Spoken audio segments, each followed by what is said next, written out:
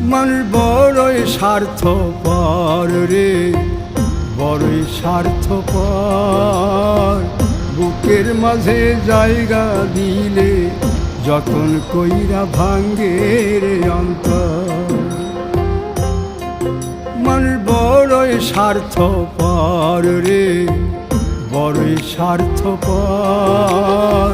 বুকের মাঝে জায়গা দিলে যতন কইরা ভাঙ্গে রে অন্তর।